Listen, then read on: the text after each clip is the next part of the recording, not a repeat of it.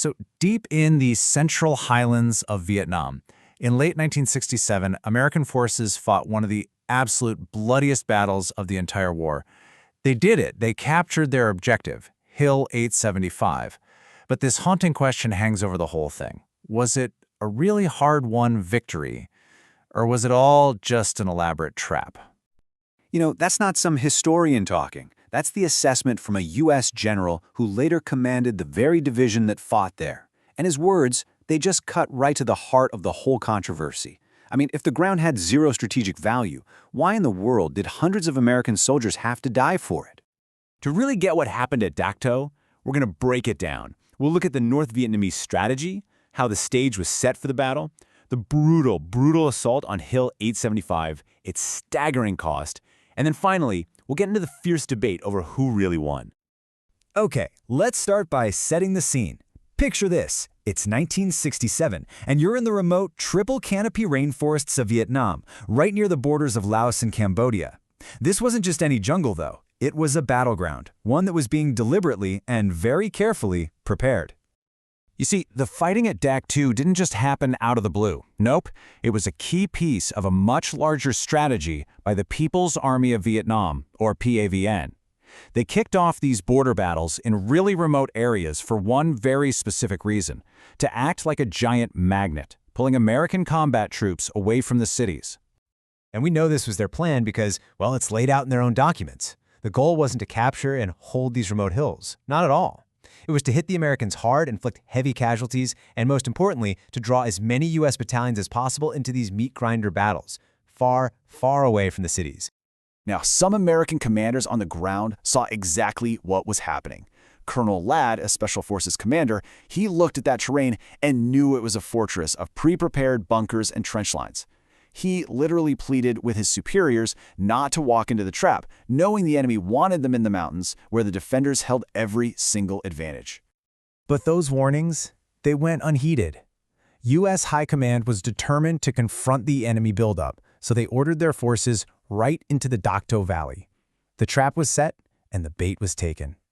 And things escalated with just stunning speed. On November 3rd, a defector confirms, yep, a full 6,000-man North Vietnamese division is waiting for you. The fighting starts almost right away. Then, on the 15th, bam! The PAVN hit the main U.S. base with a rocket attack, and it ignites the ammo dump. The explosion was so massive, it sent a mushroom cloud into the sky. Some say it was the largest single blast of the entire war. And make no mistake, this was a heavyweight fight. On one side, you had elite American units like the 173rd Airborne Brigade and the 4th Infantry Division, fighting alongside their South Vietnamese allies. Facing them was the battle-hardened PAVN 1st Division. This was a head-on collision of major military forces. All this fighting was building towards a climax. The suffering, the bravery, the controversy of the entire battle. It would all soon focus on one single place, a hill, 875 meters high, right near the Cambodian border. So, U.S. intelligence figures out the objective. A fresh enemy regiment, the 174th, is dug in on Hill 875. Their job? Act as a rear guard, cover the retreat. The mission for the paratroopers of the 173rd Airborne Brigade was simple and absolutely brutal. Attack them and destroy them. The assault on November 19th, it was a complete catastrophe. The paratroopers walked straight into a perfectly laid-out ambush. That evening, disaster piled on disaster when a friendly bomb fell right on their position. It took another full day for a relief force to fight through and even reach them. And finally, on Thanksgiving Day, after days of airstrikes that stripped the hill bare, American forces took the crest. The enemy? They were just gone. Vanished. 42. This number, it just represents the absolute horror of that friendly fire incident. When a U.S. Marine jet mistakenly dropped 2 huge bombs on the American perimeter, 42 paratroopers were killed instantly. The blast hit the command post and the aid station, right where the wounded were being treated. But even in the middle of a tactical disaster like that, there were these incredible acts of heroism. Men like PFC Carlos Lozada sacrificed his own life, using his machine gun to cover his buddies as they escaped the initial ambush. He was one of 3 soldiers to receive the Medal of Honor for what they did at Dak To. So, the hill was taken. But the cost?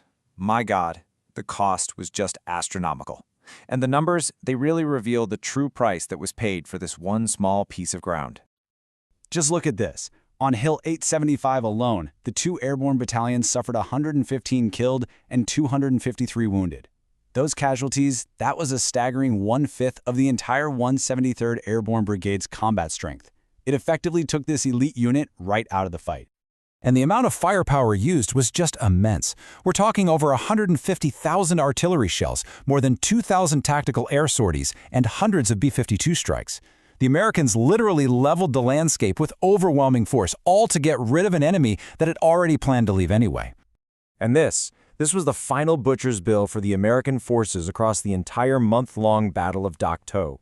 376 soldiers killed or missing, and over 1,400 wounded.